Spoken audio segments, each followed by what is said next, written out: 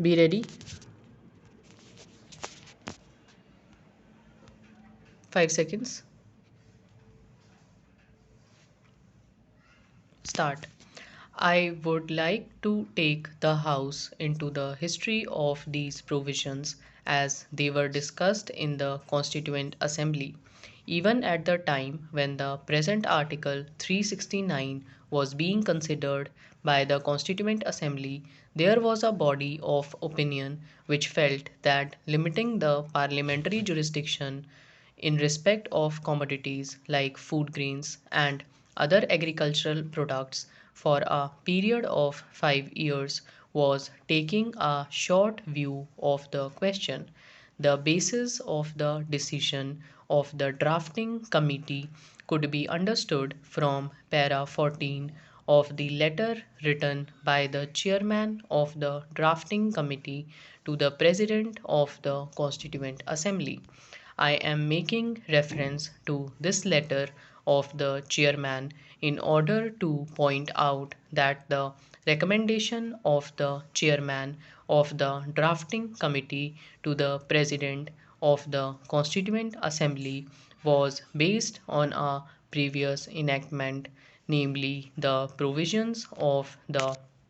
Indian Central Government and Legislature Act of 1946, which gave life in regard to the power exercised by the central legislature over those matters for a further period when the war legislation came to an end. It is not often that one looks back to what happened during the time when the Constituent Assembly was discussing, but it did give me a certain pleasure when I was looking into the proceedings of the Constituent Assembly to find out a friend of ours who is a member of this house had the far-sightedness to feel at the time when Article 306 of the draft constitution was being considered that the duration of the validity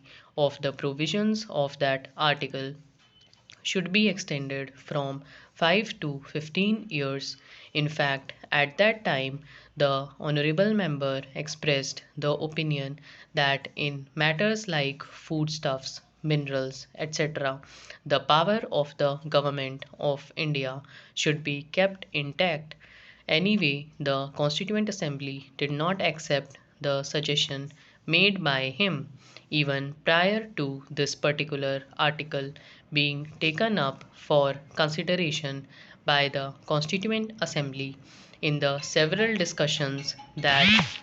took place in regard to the distribution of powers between the center and the states. It was felt that parliamentary control should be provided over essential commodities other than those expressly covered by item 52 list 1 and item 33 of list 3 attached to the Constitution of India.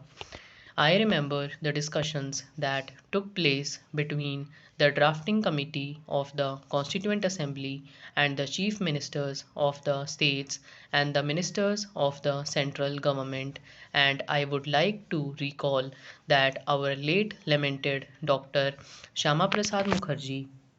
who was then Minister of Industry and Supply, expressed himself in those discussions that control of Parliament should extend not merely to trade and commerce and the products of the industries which were within the legislative competence of Parliament, but should extend also to other commodities, the control of which was declared by Parliament by law to be expedient in the public interest. That is, he felt that Parliament should have the power to extend the range of control over commodities other than those covered by item 52 of list 1 schedule 7. There was a considerable amount of discussion on this point at that particular meeting with the chief ministers of states, and it was then decided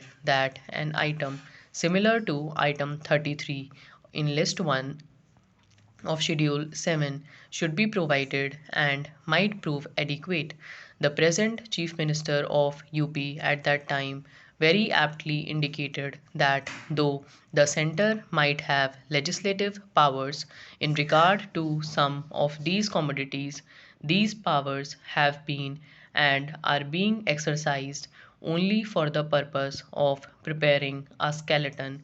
legislative measure and that the provinces are left to deal with the rest as the provinces made rules and the rule making even in regard to matters about which the main legislative power was with the centre. No conclusions were reached in that meeting in regard to augmenting the powers of Parliament in respect of all products which Parliament might consider at some time or other to be of national importance. The idea of extending the powers of the centre in respect of the development of agriculture, including animal husbandry, forestry, and fisheries, and supply and distribution of food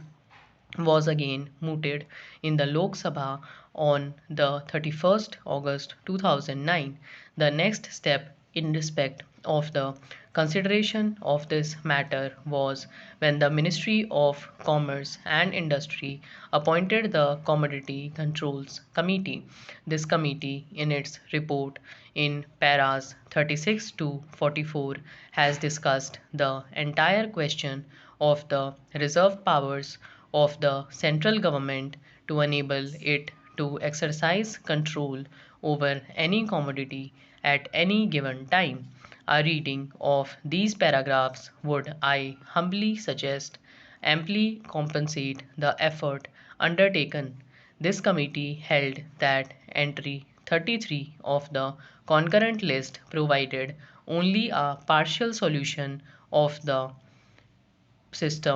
problem before us. Stop.